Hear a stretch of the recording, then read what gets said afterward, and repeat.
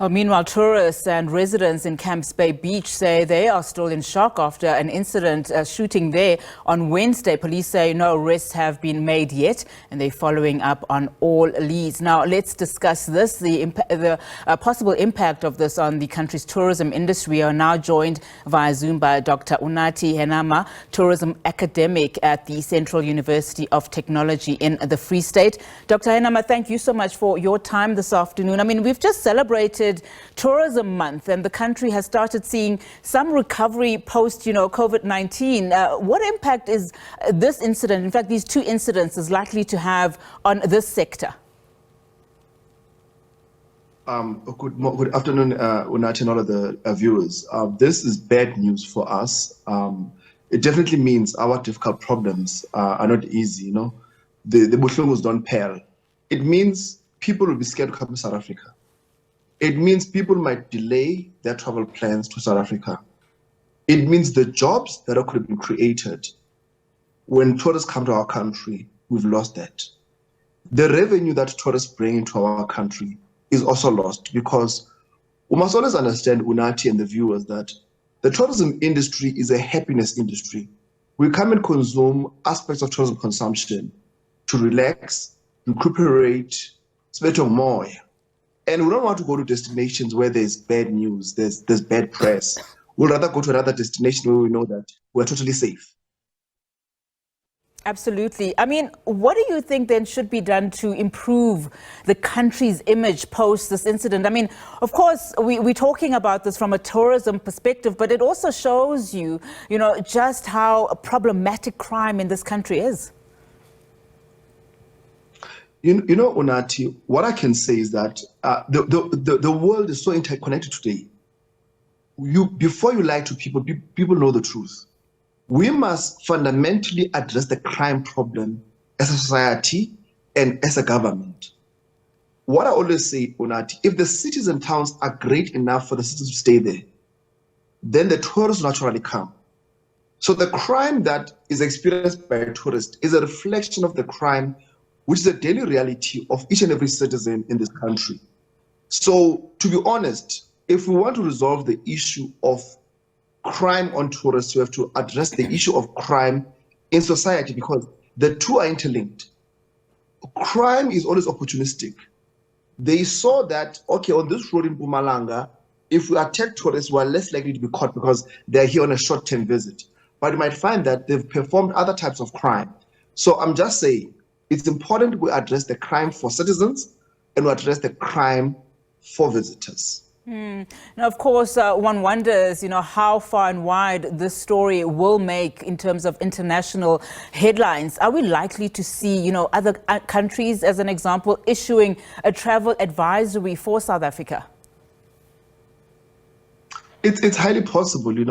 I've got a friend of mine, who's currently on holiday with family in the UAE. And he's a South African citizen, and in the UAE, the news are reflecting all of this.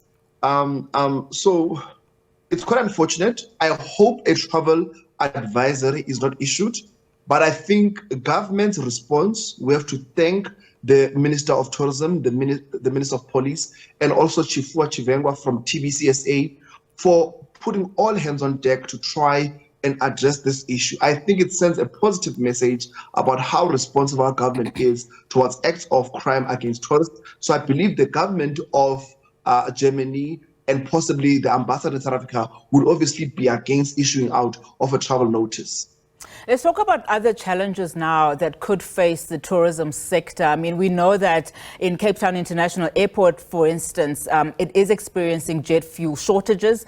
Talk to us about the impact of that as we, head into the festive season. We also know, of course, that FlySafair from a domestic level has raised concerns regarding flight capacity constraints, following the liquidation of Comair. Oh, okay, let me start on the domestic side. I obviously, the liquidation of a domestic airline has obviously reduced the number of airline seats available. That's why prices have gone way high. I mean, just trying to fly to Cape Town is possibly equivalent to trying to fly to London. So what we obviously require to address this challenge rests within the ministry of Minister Mbalula. The domestic aviation regulations say if you want to operate a domestic airline, it must be 75% owned by South Africans. If we can change that regulation and say there is no requirement for shareholding in South Africa, as long as you meet the security and statutory requirements, then I can promise you these airlines that ceased operating would have been bought by airlines such as Virgin Blue, and they could operate here. EasyJet could have operated here. So the problem is our domestic aviation regulations, which rest in the Ministry of Transportation. Let's go to the issue of Cape Town and the issue of jet fuel. I think we must find a long-term solution. I mean, right now what is basically happening is that we find that flights actually flying from Cape Town, going to refill full in Durban and flying internationally. That increases the cost of traveling. That makes the visitor experience much more undesirable. So once again, we always say in tourism, the enabling environment for tourism to succeed is primarily created by the government, for the private sector to obviously create this exceptional tourism experience. So here, this is squarely the responsibility of government, and unfortunately, government is failing us in this case. Just given these two scenarios that you've just painted now, how likely is it then that we will see numbers dropping as we head to the festive season? I don't think primarily numbers would drop, but I don't think our growth prospects would be as high as we expect. Once again, it's very bad if we don't want to achieve more than 10 million visitors if we obviously do the annual tourism stats, because for the past 4 or 5 years, we've been actually stagnating at 10 million visitors per year.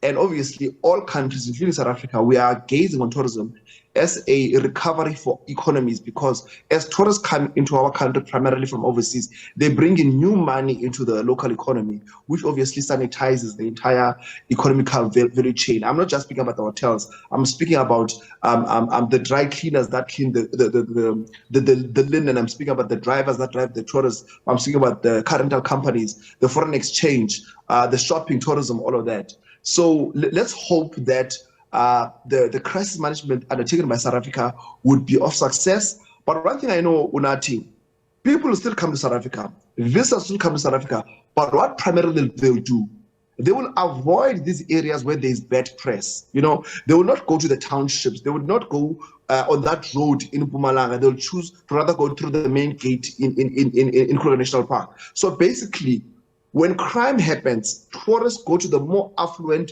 leafy suburbs, and of which is not the developmental mandate we require. We obviously want the tourists to come to the more low-income areas where they're able to spread the tourism rent much more freely. So unfortunately, it becomes the reality when crime happens. That is unfortunate. Dr. Henama, that's all the time that we have this afternoon. Thank you so much for coming through.